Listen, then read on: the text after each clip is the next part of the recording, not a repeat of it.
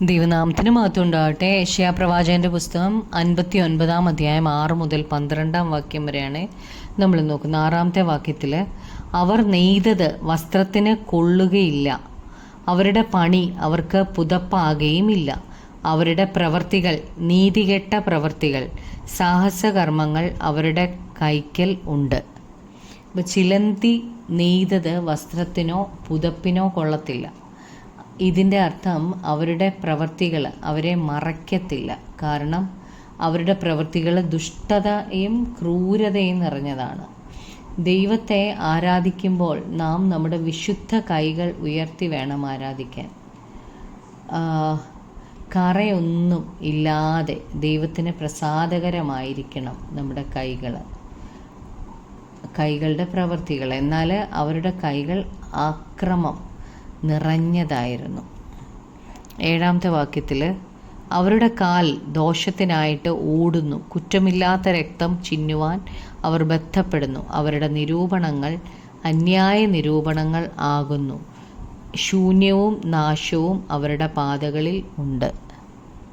അപ്പോൾ അവരുടെ ജീവിതത്തിൽ വലിയ നഷ്ടങ്ങളുണ്ടാവും. കാരണം അവർ ദൈവ ഇഷ്ടത്തിൽ നടക്കാതെ സ്വന്തം ജഡത്തിൻ്റെ ഇഷ്ടത്തിലാണ് നടക്കുന്നത്. അവരുടെ പാപവും അകൃത്യവും ആയിട്ടുള്ള അവരുടെ നിരൂപണങ്ങളെല്ലാം പാപവും അകൃത്യവും നിറഞ്ഞതാണ്. 8-ാമത്തെ വാക്യത്തിൽ, സമാധാനത്തിൻ്റെ വഴി അവർ അറിയുന്നില്ല, അവരുടെ നടപ്പിൽ ന്യായവും ഇല്ല, അവർ തങ്ങൾക്കായി വളഞ്ഞ പാതകളെ ഉണ്ടാക്കിയിരിക്കുന്നു, അവയിൽ നടക്കുന്നവനോ ഒരുത്തനും സമാധാനം അറിയുകയില്ല. ദൈവത്തിൻ്റെ വഴിയാണ് സമാധാനത്തിൻ്റെ വഴി. അത് അവർക്ക് അറിയത്തില്ല. അവരുടെ ജീവിതത്തിൽ നീതിയില്ല. അവർ തന്നിഷ്ടക്കാരാണ്. ദൈവ ഇഷ്ടത്തിൽ നിന്ന് അകന്ന് ആണ് അവർ പ്രവർത്തിക്കുന്നത്. ശാഠ്യത്തിൽ അവർ ദൈവ വഴിയിൽ നിന്ന് അകന്ന് നടക്കുകയാണ്.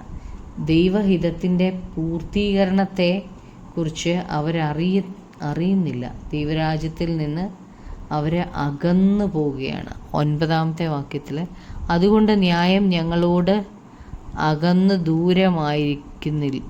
ദൂരമായിരിക്കുന്നു, നീതി ഞങ്ങളോട് എത്തിക്കൊള്ളുകയുമില്ല. ഞങ്ങൾ പ്രകാശത്തിനായിട്ട് കാത്തിരുന്നു, എന്നാൽ ഇതാ ഇരുട്ട്, വെളിച്ചത്തിനായിട്ട് കാത്തിരുന്നു, എന്നാൽ ഇതാ അന്ധകാരത്തിൽ ഞങ്ങൾ നടക്കുന്നു. ജനം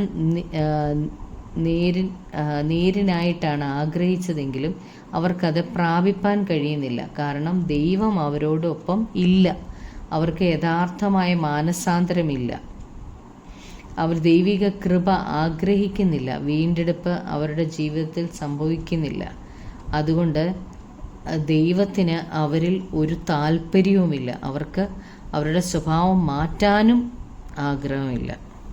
10-ാമത്തെ വാക്യത്തിൽ, ഞങ്ങൾ കുരുടന്മാരെ പോലെ ചുവർ തപ്പി നടക്കുന്നു, കണ്ണില്ലാത്തവരെ പോലെ തപ്പിത്തടഞ്ഞ് നടക്കുന്നു, സന്ധ്യാസമയത്ത് എന്ന പോലെ ഞങ്ങൾ മധ്യാഹ്നത്തിൽ ഇടറുന്നു, ആരോഗ്യമുള്ളവരുടെ മധ്യേ ഞങ്ങൾ മരിച്ചവരെ പോലെ ആകുന്നു.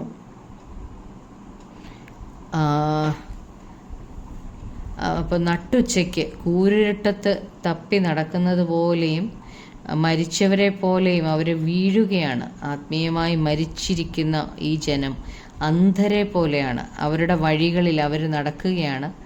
അത് അവരെ ആത്മീകമായും ശാരീരികമായും മരണത്തിലേക്കാണ് നയിക്കുന്നത്. നിത്യമായ ശിക്ഷാവിധി അവർക്കുണ്ടാകും. 11-ാമത്തെ വാക്യത്തിൽ, ഞങ്ങൾ എല്ലാവരും കരടികളെപ്പോലെ അലറുന്നു, പ്രാവുകളെപ്പോലെ ഏറ്റവും കുറുകുന്നു, ഞങ്ങൾ ന്യായത്തിനായിട്ട് കാത്തിരിക്കുന്നു, എങ്കിലും ഒട്ടുമില്ല, രക്ഷയ്ക്കായി കാത്തിരിക്കുന്നു, എന്നാൽ അത് ഞങ്ങളോട് അകന്നിരിക്കുന്നു. അപ്പോൾ കരടികൾ ഭ്രാന്തി പിടിച്ചിട്ടാണ് അലറുന്നത്, പ്രാവുകൾ കുറുകുന്നത് സങ്കടപ്പെട്ടിട്ടുമാണ്. പട്ടണത്തിൽ മുഴുവൻ അഴിമതിയാണ് നടക്കുന്നത്. അവർ ന്യായം ലഭിക്കാൻ ആഗ്രഹിക്കുന്നെങ്കിലും ലഭിക്കുന്നില്ല. അവർക്ക് രക്ഷപ്പെടണമെന്ന് ആഗ്രഹമുണ്ട്, എന്നാൽ കഴിയുന്നില്ല. 12-ാമത്തെ വാക്യത്തിൽ, ഞങ്ങളുടെ അതിക്രമങ്ങൾ നിന്റെ മുമ്പാകെ പെരുകിയിരിക്കുന്നു, ഞങ്ങളുടെ പാപങ്ങൾ ഞങ്ങൾക്ക് വിരോധമായി സാക്ഷീകരിക്കുന്നു, ഞങ്ങളുടെ അതിക്രമങ്ങൾ ഞങ്ങൾക്ക് ബോധ്യമായിരിക്കുന്നു. ദൈവം അവരെ നോക്കുമ്പോൾ അവരുടെ പാപങ്ങളും അകൃത്യങ്ങളും അവരെ പീഡിതരാക്കുകയാണ്. അവർ തന്നെയാണ് ഈ അകൃത്യങ്ങളും പാപങ്ങളും തിരഞ്ഞെടുത്തത്. അവർ അതിൽ നിന്ന് മാനസാന്തരപ്പെട്ട ദൈവത്തിങ്കിലേക്ക് തിരികാമായിരുന്നു അവർക്ക്. എന്നാൽ അവർ പാപത്തിൽ തന്നെ അറിഞ്ഞുകൊണ്ട് തുടരുകയാണ്. നമുക്ക് പ്രാർത്ഥിക്കാം. കർത്താവായ യേശുവേ, കർത്താവെ, ഞങ്ങളുടെ വഴികൾ ഞങ്ങൾ മനസ്സിലാക്കിയിട്ട് കർത്താവെ, ഞങ്ങളുടെ പാപ വഴികൾ വിട്ട് അങ്ങയുടെ ഇഷ്ടം പ്രവർത്തിക്കുന്നവരാക്കി ഞങ്ങളെ മാറ്റണമേ കർത്താവെ. പാപത്തിൽ തുടരുവാൻ ഒരിക്കലും ഞങ്ങൾക്കിടയായി തീരരുതേ. അവസാന ശ്വാസം വരെയും ദൈവസന്നിധി നേരോടെ ആയിരിക്കാൻ ഞങ്ങളെ സഹായിക്കണമേ. ഞങ്ങളുടെ പ്രാർത്ഥന കേട്ടതിനായി നന്ദി. യേശു ക്രിസ്തുവിൻ്റെ നാമത്തിൽ തന്നെ. ആമേൻ.